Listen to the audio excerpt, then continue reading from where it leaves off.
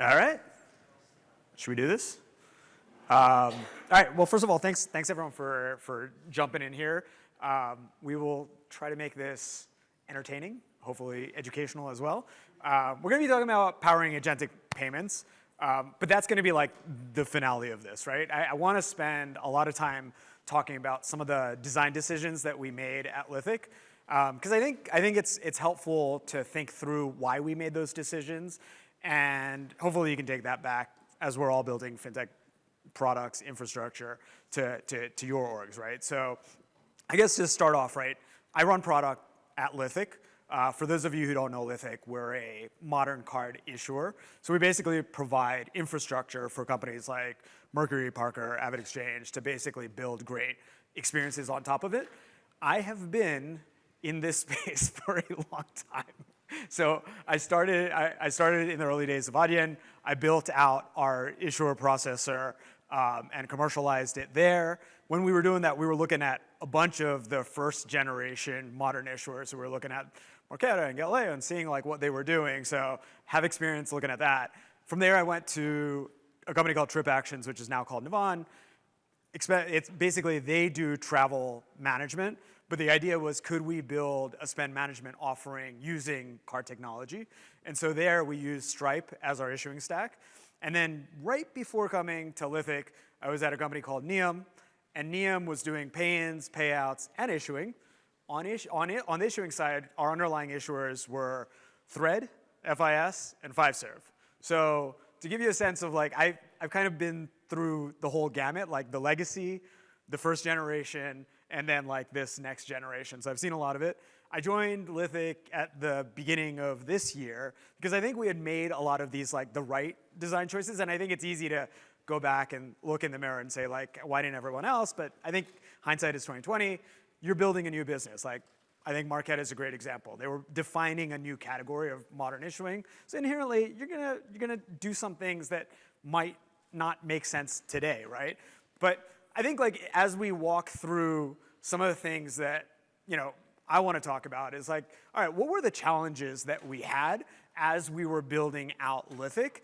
And then how do we solve for it? Like, how do we think about the problems that we had? And how do we solve for it in a way that made sense? And I think as we talk about it, I also want to talk about the fact that there's some things that are foundational to the business, and they might not make a ton of sense like at the moment to do from a commercial perspective, in the short-term commercial perspective. But if you do it in the right way, I think it can help a lot in terms of how it positions you in the future. And then we'll talk about Agentic. This is the moment we're in. Obviously, everyone's talking about Agentic, talking about stables. We're going to talk about Agentic. I think Agentic and stables can go together, but we're not going to do that. And then I want to end with a demo, which is pretty cool. Like, I've heard a lot of people talking about what this will look like, how this will actually work, but I haven't really seen it in real life. So I'm going to walk you through a demo. I wanted to do a live demo, but then everyone would kill me if I did a live demo. But I'm going to walk you through it, and I think it's pretty cool. It's early days, but I think it's going to be exciting to see.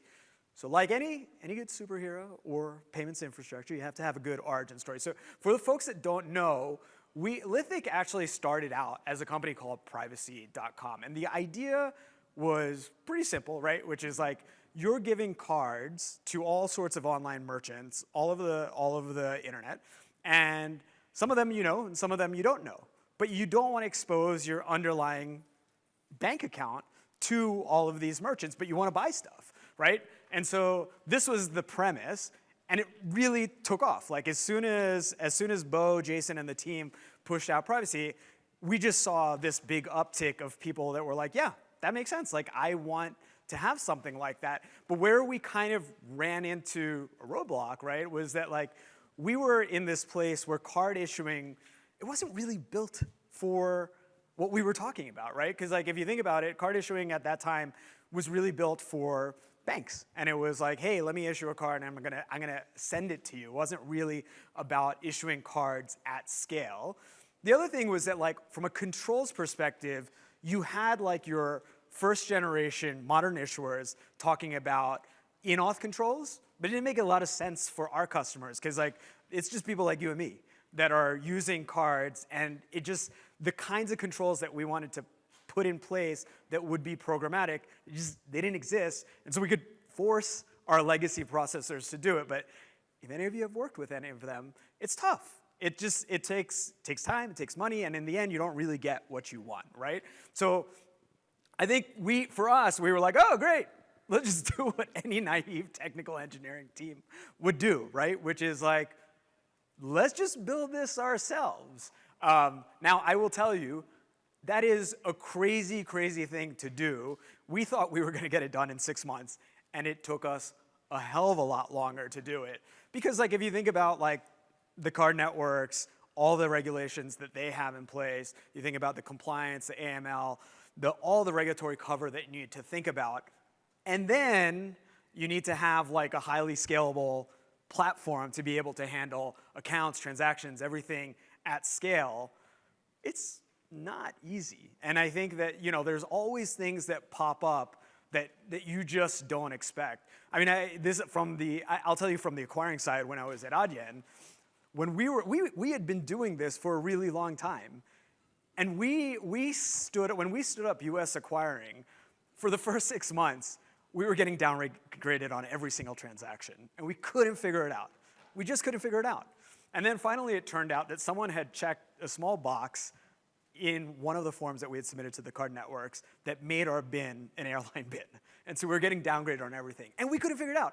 But this is the kind of crazy stuff that you run into as you're building, issuing, or acquiring, because it seems easy, but it's a hell of a lot harder than you think, right? So like, we kind of came with a few principles in mind, which was like, one, connect direct to the source, right? This is, I think, what any really good processor should do. So we're connected directly into the card networks. We've even connected directly into the Fed for ACH, which you might just say, like, how does that make any sense for a card issuer? But I think for us, building to the source for like key parts of the business is really, really important. So like, I think as you're making these technical decisions of what you want to do and how you want to go about doing it, there might not be like an immediate commercial implication, but as I kind of walk through some of the things that we've been doing, it's only possible because you're able to dive into that and be able to provide that direct connection into the networks, right? The other thing is, obviously, once you connect directly into networks, now you have a high-performance technical stack where you can create cards on demand. And then I think the last thing really is like, okay, well, I talked a little bit about like, how do you create complex rules, but then also allow them to move at speed? And I think it's not that straightforward, right?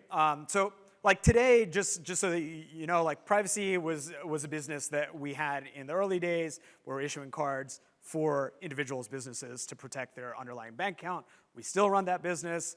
About 3 million cards get processed through that, but then we also now randomly ended up in a place now where we have infrastructure that we sell to businesses, right? But I think it's helpful to talk about, okay, well, why would you build a rules engine? Like, what's the point of building a rules engine? Because if you think about like these, and I sort of alluded to this before, your first generation modern issuers had like just-in-time funding. They had like places where you're going to basically respond back in milliseconds to transactions that come through. It just doesn't make sense, right? Like, I think that as we talk about how businesses that are not very technically savvy, how are they going to respond? You just can't expect them to have this very accessible like responder back. And so the idea is, hey, you should build a rules engine that you can programmatically put on our side so that we can manage that for you, right? But the problem with most rules engines is that they tend to be monolithic. They tend to have binary conditions, right? So it's usually like if X, then Y, and it's really hard to build complex decisioning. So that's why, if I were to go back and say, why did some make the decision to do in-auth rules? It's because your typical rules engine didn't make a lot of sense. You couldn't create complex rules, and you couldn't really do it at speed.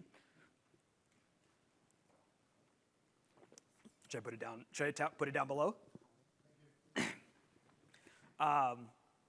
So in order for us to do it, we had to build it.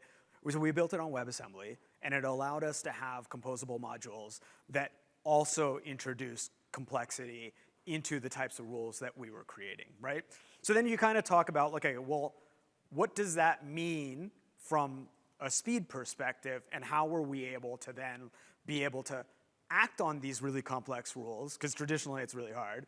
The way we did it is we took our rules engine and we broke it up into two planes, right? So we essentially had our admin plane and our data plane. So we had the rules manager that has all of the rules in it. And what happens is, as the auth comes through, instead of it trying to figure out which rules it needs to hit, the rules manager figures out, based off of the data elements that are being sent, which rules it can even act on. It sends that back up, and so when the authorization comes back down, really quickly, in milliseconds, it can act on those transactions because it knows which rules it can essentially action against. And I think this is the way that you have to think about building solutions like this, because it didn't make sense in the beginning to build a rules engine that was monolithic, and I think that this has helped us immensely. The other thing that we realized was like, hey, great, now you have a rules engine. How do you set rules against, what you want to achieve? And so what we realized was like, and this is we realized because we were dealing with this all the time, right? Which was like, okay, great, like you're either going to set your rules too loosely, and you're just going to let transactions through, or they're going to be too tight, and then now you're declining transactions that you didn't want to decline, right? So what's the traditional way that we're seeing, especially like that first generation of modern processors doing this, right? It's usually shadow mode. The problem with shadow mode is that it takes forever. Like, you're just never going to get enough signals to make good decisions. And by the time you realize that the rules that you set up aren't working against the shadow mode, then to go find another sample size is insanely hard, right? So I think, again, like, this is one of those things that it doesn't have a direct commercial impact, but if you think about the magical moment that you're delivering to the developers that are using the platform, like, it's really helpful to do backtesting. And so we've made backtesting like a core part of what we do, and I think it's like something that we all as an industry should do more of, because it's not that expensive to go get data and to run backtests on data the way that we're talking about. And so I think, like, as you're building, like, it's helpful to think about these things. And when we talk to customers, they really find it super helpful to be able to say, okay, great, like, now I know exactly how the rule is going to react, and so I know how I can tweak some of these rules, right?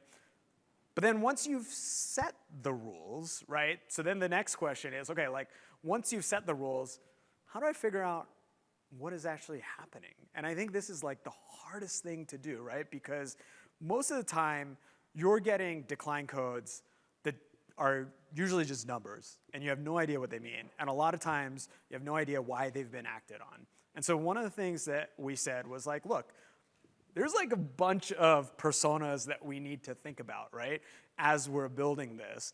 And we said, okay, hey, like, there's the why did this rule trigger, and why do we have a decline? So we're sending back all the rules that decline the transaction. But then we know that you want to process it in an automated way.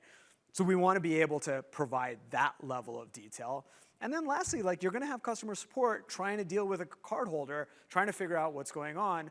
So you want to be able to give them human readable decline codes. Like, so I would say, like, again, it's not rocket science. Like, this is not something that someone's like, oh man, like, it would be great to have all of these things. But every time you're thinking about building, infrastructure feels like it's not a place where you deliver customer magical moments. But I think that the more you can, the more you kind of just like take that next step where you're like, okay, hey, this is truly differentiated and allows you to do a little bit more, right? So like, when we think about the next iteration of what we're doing with rules, right? Because we've built it in this way that is composable, that you can really act on, now we've got into a place where you can start doing auth and authentication challenges. Like, so if you have a declined transaction that goes through, how can you programmatically just ask for authentication by the user to save that transaction, it's just really hard to do if you're doing it using a responder, right? Like if you're doing it using in-auth controls, just really hard to do. Tokenization decisioning, right? Like if you're opening up digital wallets, like why did transactions go through or not go through? Like what can we do with rules that we set up on our side that allow things that are on the green path to go through, and also to be able to decline tokenizations that don't make a lot of sense. And then the last thing, and I think this kind of like dives into how we might even think about it in an agentic world. Because we've built this on WebAssembly, now customers can also send us custom code in how they want these rules to react. So like, this is like the next iteration of what we're doing, but that allows like even an agent to potentially say, great, let me build code that allows me to do the exact action that I want to take, right? So look, I think if we take like 2 steps back, like what are we really talking about, right? We're really talking about being able to enable controls that then enable distributed decision making. It applies in spend management, it applies in digital banking. We're basically providing a way for people to spend money against an underlying funding source, and we're doing it in a way that is controlled and responsible, but also allows us to have distributed decision making, right? And I think now, if you think about like the topic of the day, right, which is agentic, we're kind of like in the same place, right? We're essentially, agentic commerce in the end, like we're already using LLMs, agents to help us do stuff, to discover new things. And it makes sense. Like the last step is, okay, well, how am I going to be able to close the loop? How am I going to be able to then pay for this thing, right? But the problem is like, there are some considerations that we need to think about, right? One, there's a ton of hallucinations that we've heard of, and people are afraid. Like, how do we know that agents are going to buy exactly what we want them to buy? How are merchants going to be comfortable accepting a payment token from a bot, right? It looks fraudulent. And so, like, one of the things that we've seen a lot of is, like, how do you get to a place where you create comfort for the underlying merchant to basically say, hey, this is a good transaction. It's not fraudulent. And I think it's really hard. And the more that we talk about agentic commerce, I think we're going to end up in a world where you're going to have more fraudsters and more craziness that we're going to have to battle. And I think that's going to be really hard. And I think, like, you know, look, in the end, we're going to want to give these credentials, but we're going to want to make sure that it's not going to drain our bank account. Ultimately, I think that's what we need to do. I think one of the things that we've found is that this is not going to be solved just by someone like us. I think in the end, there's a lot of players that need to be in the mix to make this happen, right? So the demo that I'm going to show you, we're using a company called, we have a partner called Arcade. Arcade is similar to, I don't know if you've heard of N8N, but like they're basically tools that allow you to securely connect into various different things, right? And it could be someone like us, it could be Slack, and it could even be companies like Rye. So one of the companies that we've partnered with also in this demo is Rye. And so Rye, for those of you who don't know, Rye basically provides a shopping cart API. So they connect directly into Amazon, they connect directly into Shopify. And so it allows you to get to a place where that trust that you might need if you were using a bot to fill in a website kind of disappears because you're kind of doing it on the back end. But I think that the other thing is that we're starting to work with Visa as well as the rest of the card networks to say, okay, well, how can we make this safer? Because the reality is, like, there have to be ways that you can then capture buyer intent, understand that the agent is legit, and that you can give merchants assurance that if there's a chargeback or a dispute, that it's actually going to work, right? So we're working pretty closely with all of our partners to figure out how that happens. This demo is not using any of that because I think we're still in early days. But anyway, so that's what this is like, I think, how you make this happen. So let me get to the demo. Let me talk a little bit about what we're going to do. So hopefully this is going to show Can you guys see it? It's a little small. All right, let's do this. I'm going to tell you a little bit what's going to happen. I'll pause it along the way just so that I can show you what's going on, right?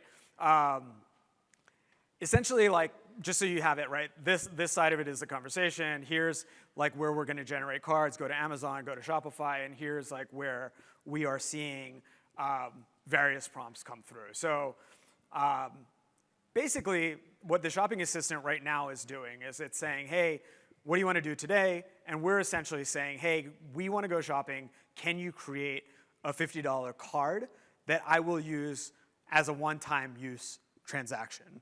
The beauty of this, for everyone that probably already knows this in this room, is that if you create a one-time use card, you're not exposed to PCI. There's a lot of benefits to it, so you can send it to the agent, and I think it makes things a lot cleaner in terms of being able to push these card numbers between the agent and the various tools that we're talking about, right? So as we run this transaction, we basically get to this place. You probably can't see it at this point, but like we're basically generating the card here, and the card is basically it's set as a single-use card, and that card can be used for $50, right? So it's an open-to-buy $50 card, and so then that card now is being taken by the agent, and so then what we're getting below is we're putting a prompt in. I'll put this online too, so it's easier to see. But like, essentially, it's prompting and it's saying, hey, listen, I'm looking to buy pens for my brother. I'm not sure why the developer wanted to put pens in there, but apparently we have a pen-happy developer. But basically, it's saying like, hey, I want to buy pens for my brother. We also kind of like we worked on this to not necessarily just bring up $50 pens, because like then you wouldn't be able to see the rules in action. So we've pushed it to basically look for more expensive pens. So it basically looks for a pen, and the user then says, hey, I want to buy this pen, which is worth $470 or $370. And the agent then gets that rule that says, hey, your card is only available for $50. Do you want to increase the value of that card? And then what we're doing is we're basically saying, no, my bad. I didn't mean to do that. I actually just want to buy a $50 pen. Can you go look for pens that are only $50? And so a lot of this stuff is happening through that shopping cart API that I talked about. And it's going and it's looking for pens that are under $50 that are luxury pens. So it's finding those pens, which I think is like, this is basically the experience that we want to try to get, right? Like, find me what you want. Tell me, do you want me to buy it? And so it's basically going in and it's finding these pens. All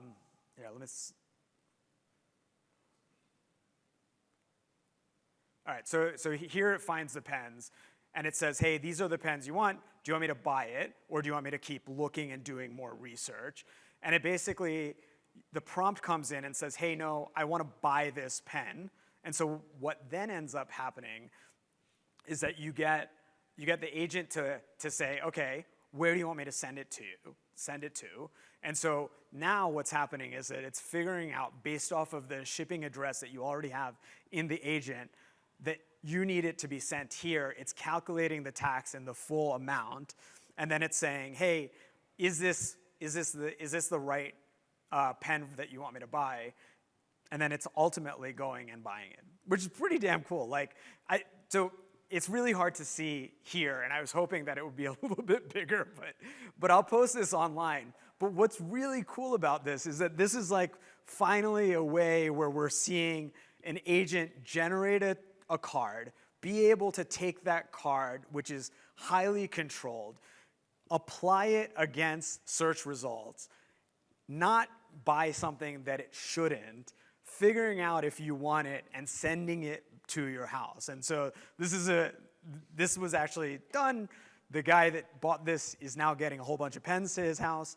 But yeah, it works. It really works. And it's pretty cool to see. So anyway, hopefully this was helpful.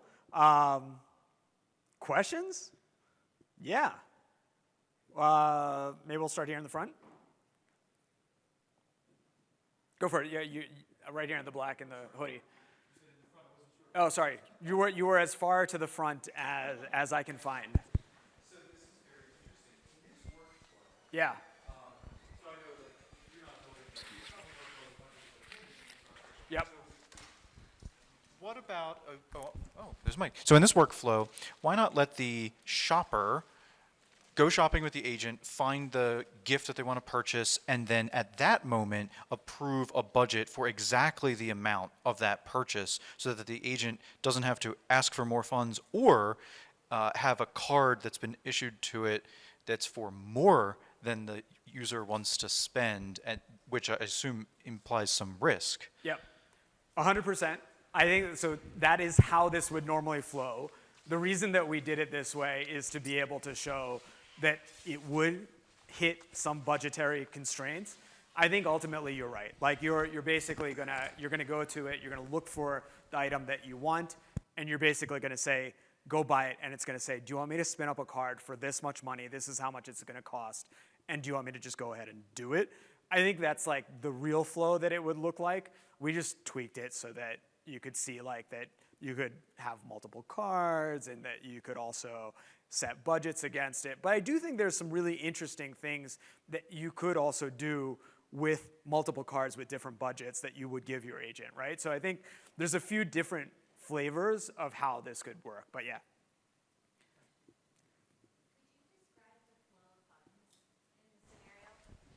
Yeah, I mean, so the flow of funds is no different than what you would typically see for any card transaction, right? So like ultimately what's happening here is very similar to like what I described that we have with privacy, right?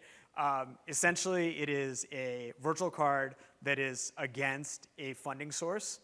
And so that funding source is a bank account. And so when these pens are bought, those pens are bought against that virtual card, and then we pull money from the bank account to make good for those transactions. And then it flows just like a regular card transaction where we settle to the networks directly. Maybe all the way in the back, yeah. I'm never good with these. Hopefully you can hear me. I take it that like the real sea change here is that you're no longer concerned with cards or even virtual cards. It's programmable authorization layer. The cool part about this to me is that when you have agentic buyers or shoppers, you also now like have the intent of the spend, whereas Visa, MasterCard, and rails like that, they have the merchant category code, the amount, things like that, but they don't have the intent of the purchase. How interested is Visa in the intent of the purchase, and how do you see this working with card networks, given that this is like now metadata above that is extremely important to the flow of money?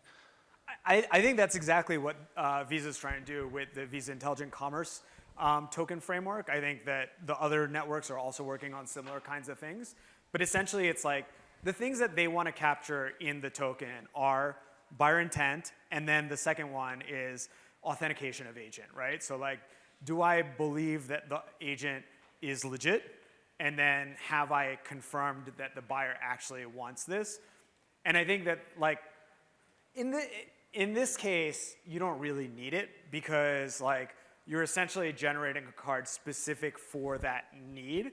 But inherently, the way that we're doing this, right, and this is like almost like a backdoor to get this done, is we're using Rye to connect into the shopping cart APIs, right? But in the end, if you want an agent to just be able to shop anywhere, not every merchant will be accepting of these cards, right? Because it's going to look fraudulent. And so what these tokens from the card networks should be able to do, and it's too early to see how this is going to play out, but what they should be able to do is then say, okay, I got the buyer intent, I know that the agent is legit, and so if something happens on the other side with this transaction, so if there's a chargeback or a dispute, you're good for it. Like I've already verified these things, so you should be okay to take the transaction. So I think that's where the card networks want to head. And I think it's the right place to head, but it's also probably a little early to talk about what that looks like. Go ahead. Sorry, just to follow up on that. Yeah. Do you think that's where issuer processors are going as well? Like this is the direction now for all issuer processors, not card, physical plastic, not virtual, just this. Oh, you're saying period, like just removing everything? Why Well, I mean, I think it's early days, right? Like, I think it's too far to say what this looks like, because I think, look, we're already, when people start talking about agents buying from other agents and then using stablecoin to move money back and forth, I think it makes sense. I get where it's coming from, but like it's not happening tomorrow. Like it's gonna take a while to get there. So I think that's where it's gonna take a bit of time. So we're probably not gonna pivot there tomorrow, but we want to play in the space, Yeah, go ahead. Hi. Yeah, so on this one, obviously it's going through Amazon, and I think you mentioned like that's using Rye. So I Yep. guess, is there a limitation like in the future of doing this, like with how many merchants actually end up using something like Rye or something like that, or is there a way for us to just skip over that and do it another way? Yeah, sorry. I think that's going to be that is the limitation, right? That is the limitation that we're going to face, right? Which is like, if you don't have a Rye-like shopping API, then how do you, without the Visa MasterCard token framework for Agentic, how do you actually build trust, right? And so I think that is inherently one of the limitations that we're going to see. Because yeah, otherwise, like, I mean, I'll tell you, like, we tried running this without Rye directly on like even a very simple website, like a library website to make a donation, or like to basically use a card against it, and it immediately flagged it as fraudulent. So like, I think that like we're gonna have to work on this, and I think ultimately like it is gonna take work with the card networks to figure out how we do this across the board.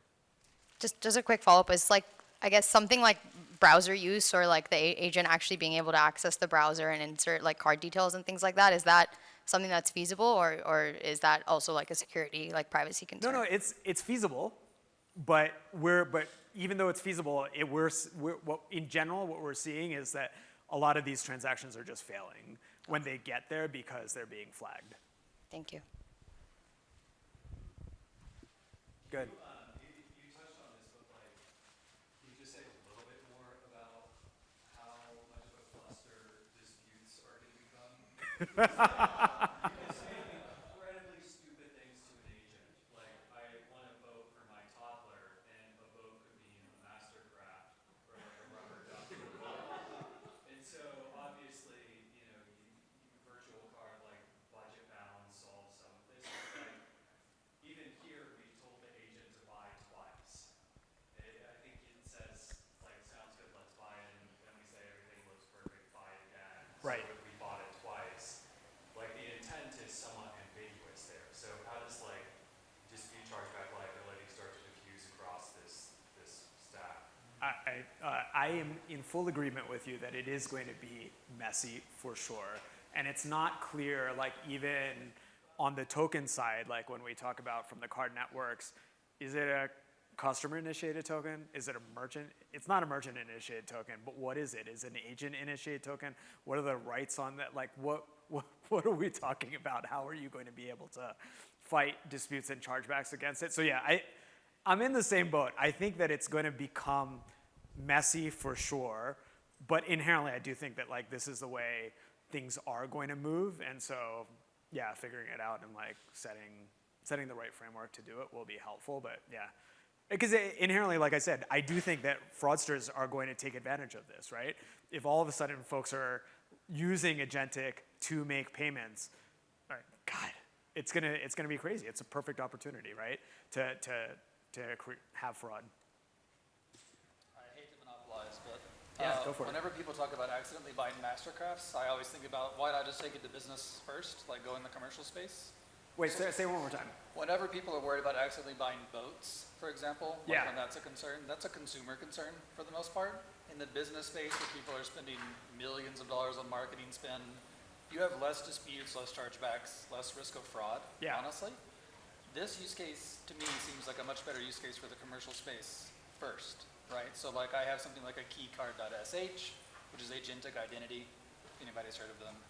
And then I mean, I guess I'm curious about your opinion. Do you think this fits a commercial use case a bit better than it does a consumer use case? I think so. Yeah. I mean, I think in general, like we've highlighted the commercial use case here.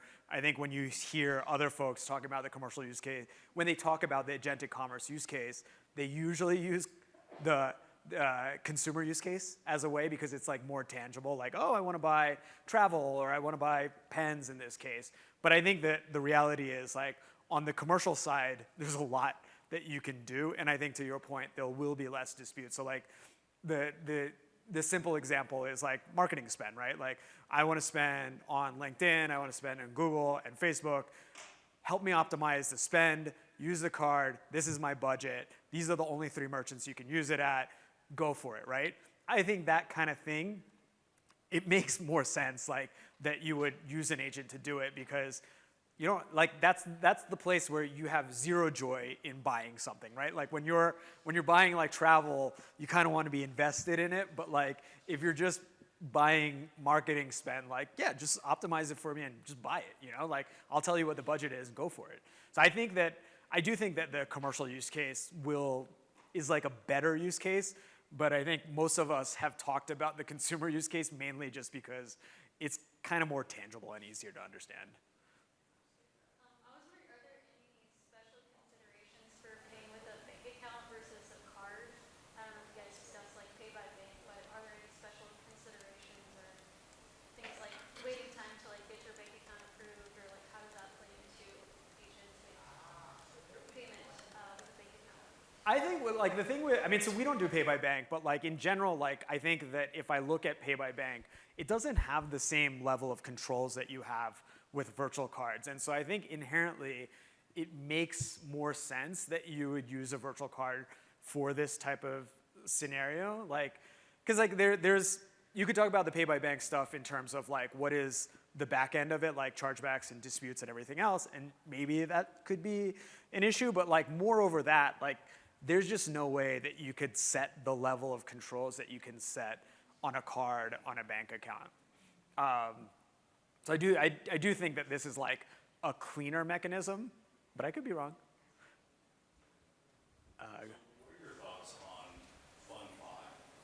So in your scenario where you're saying we wouldn't necessarily want to do pay by bank account. Yeah. If you're talking about pay by Bitcoin, pay by whatever else you have, what Yeah. are your thoughts on establishing rails to say authorize this amount to be withdrawn by maybe in this case ACH, so there's a fee for you, and then fund a temporary card through one of the card issuers or through one of your other exchanges. Yeah. Is that on the radar at all? For us, it's not there, but I know that obviously, like when you talk about like the Paymans and the Skyfires, like that's where everyone is heading, right? Which is like, can we have these like wallets in crypto to be able to like move money more easily? We're not there because like we're mainly working in fiat, but I think that's, to me, it feels like a good natural extension, but I think that we're also a little far from it to be able to say that we're there yet. Today I think fiat is like the easier way to do it. I mean, not to say that I'm not dabbling in stables, but like this is probably not where we're gonna push tomorrow. Go ahead, Wade. I was just wondering on your rules engine, Yeah, like that's a very kind of ISO 8583 thing. yeah. MCC codes, and merchant descriptors, and zip codes. You're saying like what are we doing? Well, you kind of have that rules engine. Yeah. I'm just curious, like how you're thinking about bridging that to this natural language that people don't, people interfacing with that agent don't come to fintech DevCon and they don't even know those things exist. So like how is that impacting how you think about rules, building rules in the future? Yeah, I mean, I think that's where us being able to provide some of this customizable code can play in. But you're right. Like, well, how is an individual or how somebody who's not tech savvy going to build into that type of rules engine? I think ultimately, like, we're probably going to have to build some of these like templates or these modules on our side, and like where we're using them is like past what you were talking about with like MCC and everything else. Like we're then saying like, okay, well, how much spend happened over X period, and based off of that, are there certain standard deviations that should flag the transaction? That kind of stuff you can't do with a typical rules engine. So like, I think as we start talking about like what customizable code looks like in this world, I think it's like we're talking about stuff like that, but I don't know. I'm not really sure. Like I think it's still too early to say like, okay, well, how would somebody utilize that to like run a rules engine against some of these transactions in a way that is unique to like what they're trying to achieve outside of like the simple stuff. I was wondering if maybe you could just briefly touch on what parts of this process you think stablecoins could improve or make easier, or how you see that fitting into this.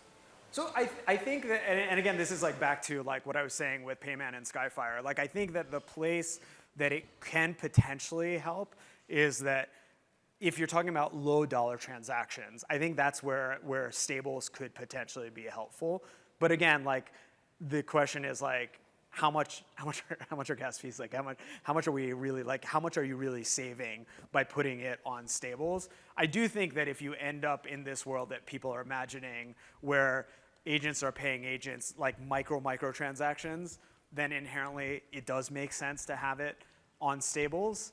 But I think the reality is like, I don't see it today, but it will get there. Anyone else?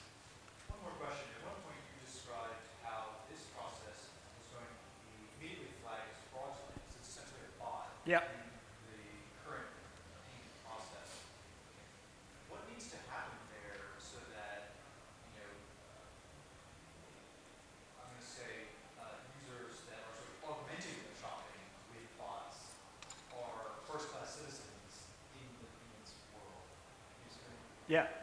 No, this is where, I think this is where I'm saying the only way that this can happen is some of these token frameworks that we're seeing coming from the card networks, which is like, how can you really reassure me that this transaction is good because you've captured buyer intent and legitimacy of the agent?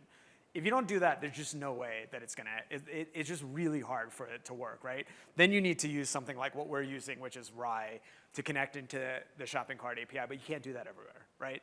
So does that help answer the question? Like I think ultimately like you have to be the only way that you can make this work is you have to have a framework by which you're gonna be able to say, okay, I know this transaction's good, and if it gets disputed, I'll fight it for you. Yeah, I guess I wonder aloud what role merchants may want to play here in saying, I'm losing out on more business by not accepting bot payments Yeah. than I would be missing out on through disputes, right? At some point there's a tipping point, and the merchants may say, you know what, I want to accept these payments. How do you see that playing out? Yeah, I think you're right. I think that's where it's going to flip, right? Like you're going to see so many, like in the beginning, people are going to decline those transactions, and then you're going to see a world where all of a sudden it's like, hey, now like we should be accepting these transactions because we're losing a lot by not being there. But then I think then there'll be another flip, right? Which will be like, oh, there's a lot of fraudsters here, and we're losing money because they're actually stealing from us, so how do we protect ourselves? And I think like that balance it's tough. If I understand this correctly, that without needing this LLM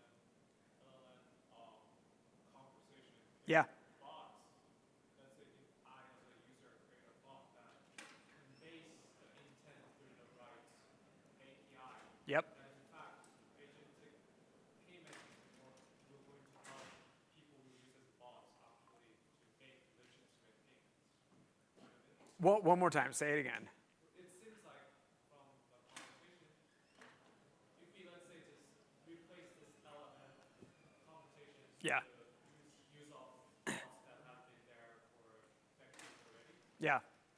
wouldn't that like the only difference would be then like having that intent being explicit in that purchase process?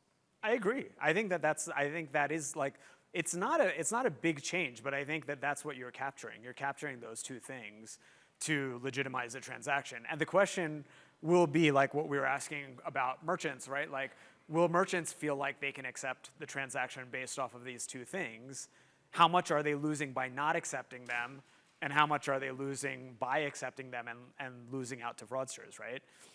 I think we don't know the answer to the question. It's too early to figure that out. Like adding on to it, like let's say companies that sell limited stuff, for example, people use bots to try to get those things, but they have a legitimate intent. Yeah. But I think it's more of an ethical question now that I'm going. Is that considered a fraud or not? If it's a legitimate attempt, right, like and you've captured buyer intent, then it should be a legitimate transaction. But I think as you're like, if you're talking about like a flash sale or going to like sneakerheads.com because like you want to get this like one sneaker that you've been waiting for, and then you have your agent that looks just like a bot that's gonna just ping, ping, ping, ping, ping, and then they're gonna make the transaction.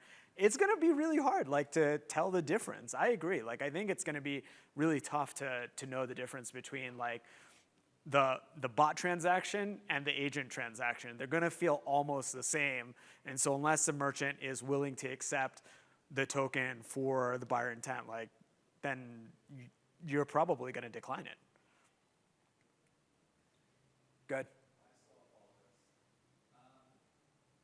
Isn't there a risk here of letting Visa or MasterCard upstack into the data layer where they start just deriving more rent-seeking behavior?